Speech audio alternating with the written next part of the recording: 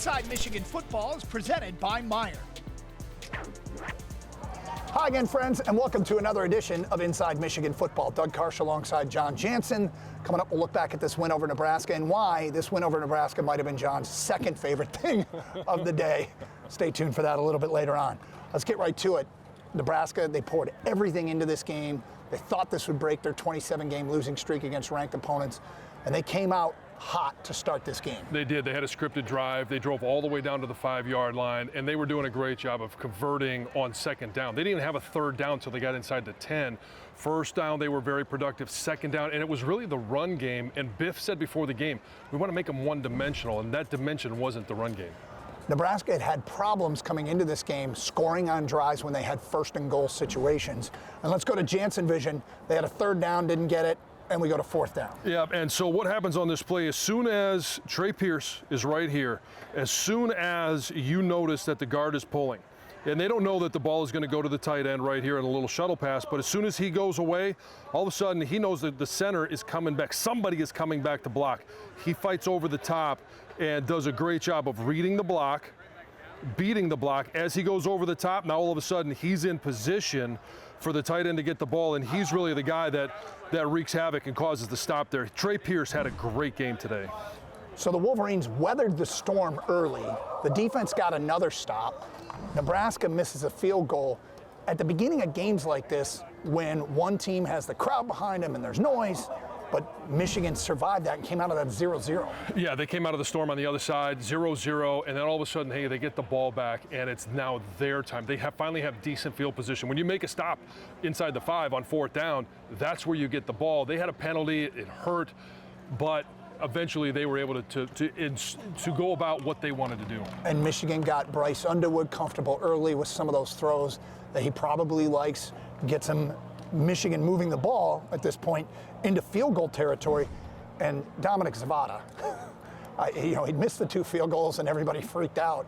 He's still an All-American, and he made huge kicks in this game. He did. It was so great to be able to see his confidence return. You could see it even after the kick. There was a relief, but his celebration, we needed him, and we needed all of it today. All right, let's go to Jansen Vision. We talked about this in the pregame, how against man coverage, Bryce could be effective on the ground, and this was an elite play call. It was, because it was right after a quarterback run that was stopped. Now all of a sudden, if you want to see how you know that they're in man coverage, as soon as Jordan Marshall goes in motion, this linebacker is going to go with him. That's the indication that it's man, and you might get safety help over the top, which happens. You're also going to get safety help over here because they're in man coverage on all these different guys. He's going to go with him. When that happens, he leaves. Now all of a sudden, great job by Sprague of cutting off the inside. If that doesn't happen, this play doesn't happen. This is what you're looking for, and I got to imagine Bryce was looking at it going, oh my gosh, I can't believe this is what I have to run through. But again, everyone's eyes are on their receivers, and there's absolutely nobody there to stop Bryce. They call the fans here at Memorial Stadium the Sea of Red. That was a parting of the Red Sea right there. It was 10-0 Michigan. One of the highlights of the first half was Michigan's pass rush. They hit Dylan Raiola a lot. They hit him time and time again, and it paid off in the second half when he started to get happy feet, throws were going awry. But it wasn't just about the one-on-one matchups. It was also about the games they were playing. We saw it from Rayshon Benny be a beneficiary of it. We'll talk about that here on Jansen. Jimmy Rolder was a beneficiary of it. All right, let's go to Jansen Vision for this play from Rayshon Benny. So you got Rayshon Benny here at a 3 technique. You got Derek Moore on the outside. All Derek Moore is going to do is come in here as hard as he can. He wants to occupy both of these blockers. He does a great job, and it's really as tight as Rayshon comes is how this is. You can't be looping out here. You want to come tight to that pincher. Actually, it was the other way around, but it was Rayshon that's coming around. That is why this play was successful. He came around tight, and it's the games inside that they were able to play. All right, so the Wolverines in the first half struggled a bit at running the ball between the tackles. There's 2 minutes and 1 second to go. Because the clock is going to stop, the run is still in play here. They want to get into a little 2-minute drive. And let's just say that this was about as successful as a 2-minute drive can be. It was, and this is, I mean, when you think about trying to preserve time, trying to score, Justice Haynes, watch Max Bredesen here, this motion, and it was in vogue a couple of years ago because Miami started doing it. They take him away, it takes another defender out. It widens him out just far enough so that when you get a double team here, and a great job by Greg Crippen putting this defender on top of his guard and getting up on this linebacker. If he doesn't get up on that linebacker, this play goes nowhere.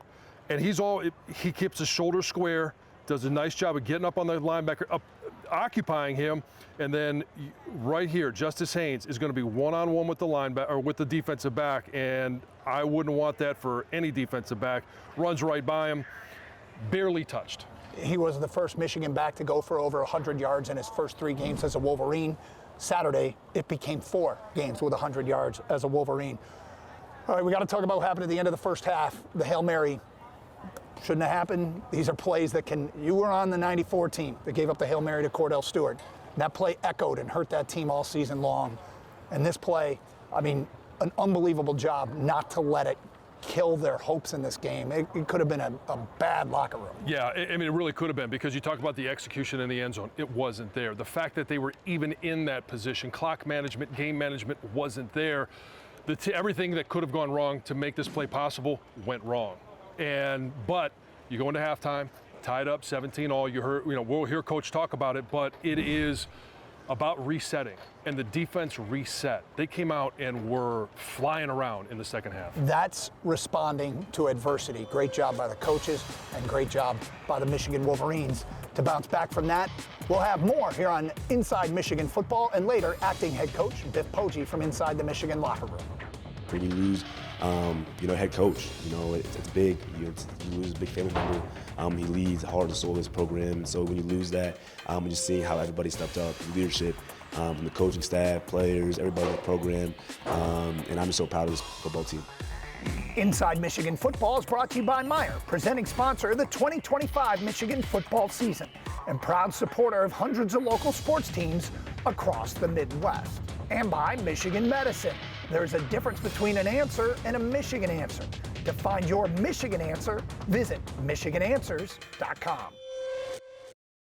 And I think we had the confidence all the way from the start. I think, we knew they couldn't hang with us for 4 quarters, and, we just kept grinding, kept chipping away at it, and stayed focused, eat one play at a time. It wasn't good enough last year. We were 1-4 on the road. And that's not the standard we have here. And to come in here and play well like this, it means a lot, and something that we know we could do, and we did it. Every time you win, that just builds a little bit more confidence. Get you a little bit more swagger. When the team's having fun and we playing having fun, we're a really dangerous team. All right, Michigan football at Nebraska, 17-17 at the half, and we talked about how they really rallied in the halftime locker room despite giving up the lead on the late Hail Mary, and the defense came out flying. Nebraska's first 2 possessions, 2 3-and-outs. It was, and I mean, we knew coming out of halftime, right? Hey, we won the toss, we deferred to the second half, offense gets the ball. Defense had even longer to have to stew on the fact that they gave up that touchdown. And all of a sudden they come out and it was a 3-and-out, and it was a decisive 3-and-out. 3-and-outs. Nebraska had -8 yards on their first 3 possessions. The only thing that got them going was a penalty. Should have been 3 3-and-outs, but you got to give the defense credit because they were hitting hard. It's like they were deciphering plays quickly. It was, and I mean, even on that, they should have had that third 3-and-out. In a row, and then you get the penalty, they extend the drive, they drive all the way down, and then Michigan again forces a field goal. So you're not always going to be perfect, and you're going to have to overcome things throughout the course of the game. This is a game where the defense and really the offense too put themselves in some bad positions, but they were able to overcome. All right, Jordan Marshall had a first down run here. This play was bottled up. He looked like he was down, and he gets 8 yards out of it. What a run. It was, and we mentioned at the time, Chip Lindsey probably thought, you know what, hey, that's the toughest 8-yard run we've probably seen all season long. Let's dial it back up, give Jordan Marshall the ball again, and this time he's not touched by anyone. And it goes back to last segment. We talked about Greg Crippen doing this to the left. Same play, but he's going to do it to the right, but I'm going to show you just a little bit of a difference.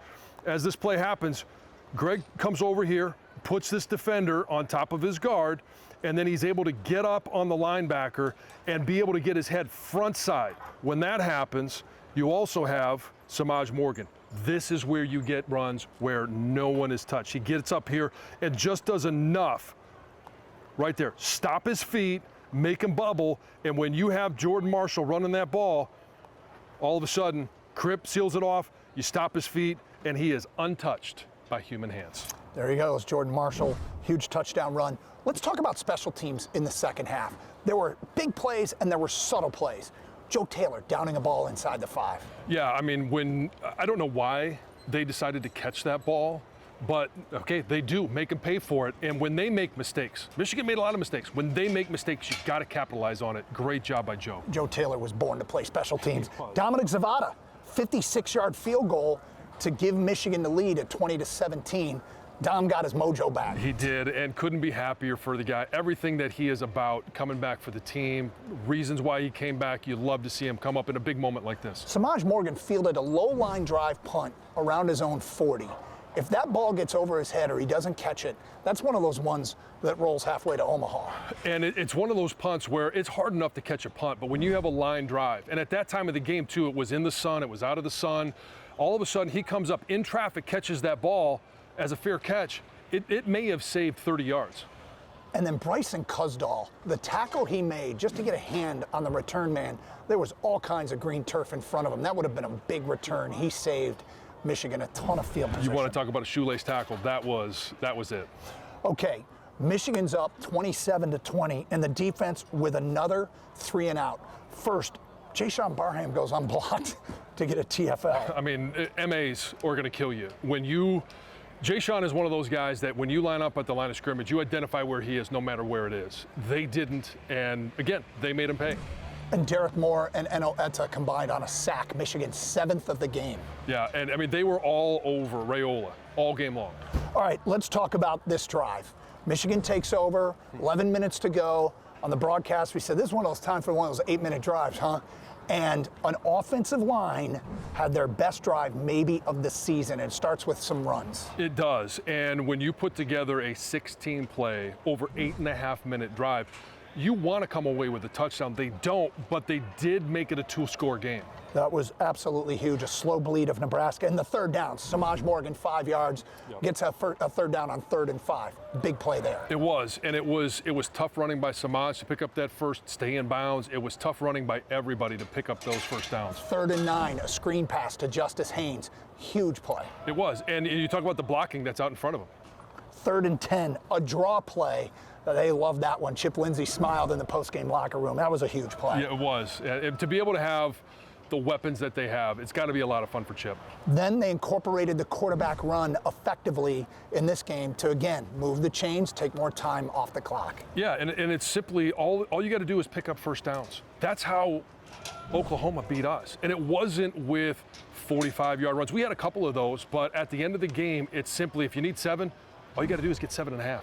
That led to a Dominic Zavada field goal. Michigan's defense forces Nebraska to take a ton of time off the clock, and eventually it comes down to an onside kick that the Wolverines recover. Another special teams play. Another special teams play. Kendrick Bell, great job to finish it out and then to get a first down and get to take victory formation. And it's when Justice Haynes gets around the corner, it's about the second. He probably could have gone for a touchdown, and it would have been fine. It's Jordan Marshall. Jordan Marshall, sorry. But when he gets that first down yardage, he goes down, and then they know all they got to do is take a knee. We'll hear from the acting head coach, Biff Poggi, next here on Inside Michigan Football. Our conversation with the coach is brought to you by Meyer. Coach, let's start with the finish. And let's start with that, what was it, an 8-minute, 46-second drive. What was that like from the sideline? Well, I knew you would appreciate that as an offensive lineman. We talked about taking some time off the clock. The offensive line was kind of having their way with them. You know, we rushed for almost 300 yards, and boy, it was just beautiful. Like every first down was like a lowering of your heart rate. Running the football, just shy of 300 yards. How important was it to come in and establish the run? Well, I thought the offensive line played great. Grant Newsome had a great week coaching them. And look, you know as well as I do, if you're not good up front, you can't win it. You can't beat anybody. And we're coming into our own. Yeah, you really are. And then you wanted to make their offense one-dimensional. They weren't able to run the football. They threw for over 300 yards, but weren't able to. 40-some. You can't win like that. Not against Michigan, you can't. You could tell their quarterback had happy feet in the second half. The pressure, 7 sacks. How important was it to be able to hit him repeatedly? Wink Martindale wanted to bring the heat on him, and we hit him a lot, more than he's been hit. Coach, I appreciate your time. Congratulations on your first Big Ten win. Thanks, John. I love it. Thanks. Biff Poggi was handed a football team. He got 2 wins. He'll give it back to Sharon Moore. Yeah, hand it back off. And, hey, congratulations. Not only first win last week, first Big Ten win this week. You're watching Inside Michigan Football.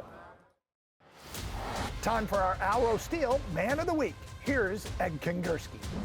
Once again, Justice Haynes paced the Michigan rushing attack. 17 carries, 149 yards. The 4th straight 100-plus yard game to open his Wolverine career.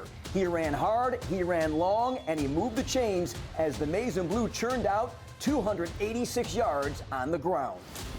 First of all, it starts with all glory to God. You know, couldn't do it without the man up top. It starts with that O-line. I think they did a tremendous job out there. Coach Lindsey called great plays, and, you know, we just ran to open green grass. But I think the whole running back room, you know, Jay Marsh, seeing him go out there and just ball out, you know, and just have that 1-2 punch is amazing. The receivers blocked their tails off. The tight ends blocked their tails off. And we had a really good game plan. I feel like we executed it well. Did you feel there was another big rushing game in this team today based on what you worked on and what you saw all week? Oh, yeah, 100%. I think every week, you know, we talk about it. It's not the what, it's the how. I think with anyone in the country, when we look at it, we should be able to run the ball. We should be able to do that. There's no excuse behind it. We just got to execute our calls that our coaches do. They do a great job of preparing us each and every week. And just go out there and execute. Another long-distance touchdown for you. Just tell me what you see, what you feel when you rip off these long runs. Like I said, all glory to God. Starts with him, man above, just giving me the ability to do that. But I just saw open hole, kind of saw the dude playing back and forth, so I hesitated a little bit. Crip came off, had a great block. Took the dude out the play, and then it's green grass, and now it's just use my God-given abilities and just outrun people. Haynes admirably, consistently thanks his offensive line. Center Greg Crippen gave it right back to him. He called Justice a home run hitter and an unbelievable back. For Inside Michigan Football, I'm Ed Kingerski. Thank you, Ed. We've got one more Jansen Vision straight ahead you won't want to miss on Inside Michigan Football. Nothing but excitement and motivation for this upcoming week. We got a bye week this week, so get our body back in order, get everything we need to do correct before we face Wisconsin October 4th. So, John, this was the buffet inside the athletic director's suite in Lincoln. The ham, the short ribs. Shrimp. There was lobster mac and cheese there. Does the lobster mac and cheese fit the Karsh? I would have lobster mac and cheese, okay. Yes. All right, yeah, I'm never sure. So I was given a short rib to deliver to you. And John, I've never seen you look so happy. The look on your face, you were like a kid at Christmas. It was one of the best gifts I've ever been given. And we're going to go to Jansen Vision on this one because everyone should see how great this thing was. This is the short rib, and I want you to look at first of all, the meat. Cooked perfectly, well sauced, but the best part where all the flavor is, that little fat cap right there. That was like dessert. I did take nibble it a little bit while I was eating the meat, but that was saved for last. But you mentioned it was like a kid at Christmas. Now, we were mid-segment, before I show everybody the look on my face, mid-segment with Brian Bush. And you brought this up. And I was in absolute shock, and then I went to absolute joy. All right, there's nothing better for a fat guy than looking at this, and I obviously had to take a break, took it off, and from then on out, I was stunned. It was, Doug, thank you very much. Yeah, John polished it off and turned it to us midway through the third quarter and said, I'm still full. I was. Michigan has a bye week. We'll have another edition of Inside Michigan Football next week before they come home for homecoming against Wisconsin. We'll see you then. Inside Michigan Football is brought to you by Meijer. presenting sponsor of the 2025 Michigan football season and proud supporter of hundreds of local sports teams across the Midwest.